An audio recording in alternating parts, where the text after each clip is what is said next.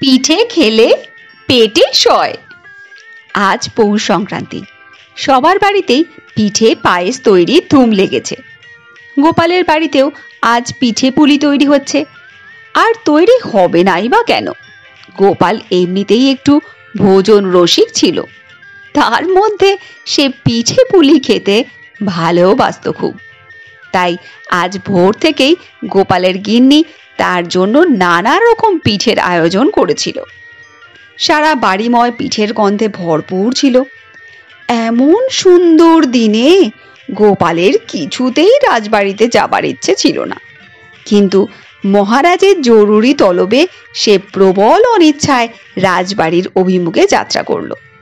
রাজসভায় হাজির হয়ে খানিকক্ষণ বসার পর হঠাৎ গোপাল পেটে হাত দিয়ে মুখে যন্ত্রণার ছাপ এঁকে বলল, মহারাজ, আমার পেটে খুব ব্যথা হচ্ছে, দয়া করে আপনি এখনই আমার বাড়ি যেতে আদেশ দিন। গোপালকে পেটের ব্যথায় ছটফট করতে দেখে মহারাজ ব্যস্ত হয়ে বললেন, হ্যাঁ হ্যাঁ, তুমি এখনই বাড়ি চলে যাও। মহারাজ বলা মাত্রই সঙ্গে সঙ্গে গোপাল রাজসভা ত্যাগ করে বাড়ি চলে গেল। গোপাল চলে যাবার পর মহারাজ মনে মনে ভাবলেন, গোপালের না জানি কতখানি পেট ব্যথা হচ্ছে। পেটের ব্যথায় গোপাল না জানি কত কষ্ট পাচ্ছে। এই ভেবে মহারাজ রাজবাড়ির কোবরেজ মশাইকে ডেকে একটা লোক দিয়ে গোপালের বাড়িতে পাঠিয়ে দিলেন গোপালের চিকিৎসার উদ্দেশ্যে। মহারাজের কোবরেজ গোপালের বাড়ির দ্বার প্রান্তে দাঁড়িয়ে দেখল গোপাল বাড়ির দাওয়ায় বসে মনের আনন্দে পিঠে খাচ্ছে। এই দেখে কোবরেজ মশাই আর গোপালের বাড়িতে না ঢুকে সেখান থেকেই বিদায় নেন।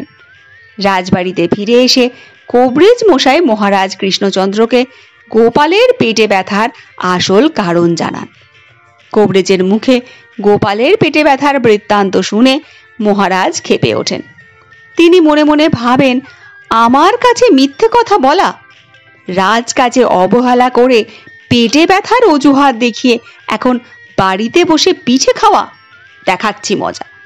এই ভেবে মহারাজ তক্ষুনি রাগে অস্থির হয়ে গোপালের বাড়িতে ছুটলেন। গোপালের বাড়িতে গিয়ে মহারাজ দেখেন সত্যিই গোপাল বাড়ির দাওয়ায় বসে মনের সুখে এক থালা ভর্তি পিঠে খাচ্ছে। এমন সময় মহারাজ তার সামনে উপস্থিত হয়ে বললেন, কি হে গোপাল, এই কি তোমার পেটে ব্যথার নমুনা? আমার কাছে পেট ব্যথার নাম করে মিথ্যা অজুহাত দেখিয়ে ছুটি নিয়ে এখন বাড়িতে বসে বেশ মজা করে পিঠে খাচ্ছ। তুমি জানো আমার কাছে মিথ্যা কথা বলা আমাকে প্রতারিত করার শাস্তি কি?